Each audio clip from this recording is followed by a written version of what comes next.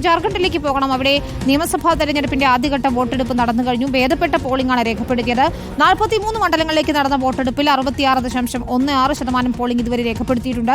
ബാക്കിയുള്ള 38 സീറ്റുകളിൽ ഈ മാസം 20-നാണ് വോട്ടെടുപ്പ്. മഹാരാഷ്ട്രയ്ക്കൊപ്പം 23-ന് തന്നെയാണ് വോട്ടെണ്ണൽ. ആദിൽ പാലോട് ചേരുന്നുണ്ട്. ആദിൽ പാലോട്, ജാർഖണ്ഡിൽ വാശിയേറിയ പോരാട്ടമാണ് നമ്മൾ കണ്ടത്. 2 ഘട്ടങ്ങളിലായി വോട്ടെടുപ്പ് നടക്കുന്നു. ആദ്യഘട്ടത്തിൽ തന്നെ പ്രമുഖർ ഉൾപ്പെടെ മത്സര രംഗത്തുണ്ടായിരുന്നു. എന്താണ് ഈ പോളിംഗ് ശതമാനം നൽകുന്ന ഒരു ട്രെൻഡ്? വിനീത, ജാർഖണ്ഡിൽ പ്രതീക്ഷിച്ചതിനേക്കാൾ കൂടുതൽ പോളിംഗ് രേഖപ്പെടുത്തി എന്നുള്ളതാണ് രാഷ്ട്രീയ പാർട്ടികളുടെയും വിലയിരുത്തൽ.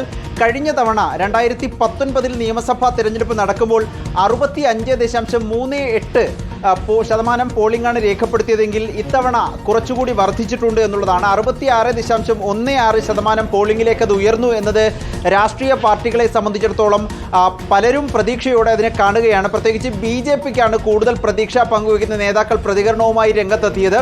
തങ്ങളുടെ പ്രചരണം അത് ജനങ്ങൾക്ക് ബോധിച്ചു എന്നുള്ളതാണ് BJP നേതാക്കൾ പങ്കുവയ്ക്കുന്ന ആത്മവിശ്വാസം.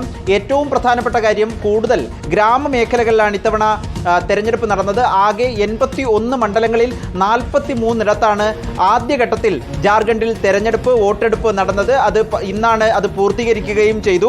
43 മണ്ഡലങ്ങളിലാകട്ടെ 20 ST സംവരണ മണ്ഡലങ്ങളും 6 SC സംവരണ മണ്ഡലങ്ങളും ബാക്കി 17 ജനറൽ മണ്ഡലങ്ങളുമാണ്.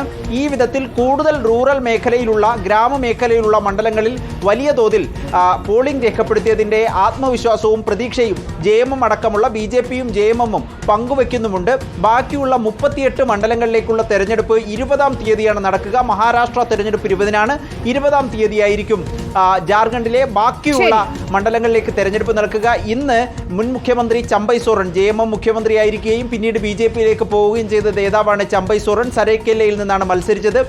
ചമ്പൈ സോറൻ, കോൺഗ്രസ് നേതാവ് അജോയ് കുമാർ, ഒപ്പം BJPയുടെ മുൻ മുഖ്യമന്ത്രിയായിരുന്ന മധു കോടയുടെ ഭാര്യ ഗീത കോട അടക്കമുള്ളവർ ഇന്ന് ജനവിധി തേടിയിരുന്നു.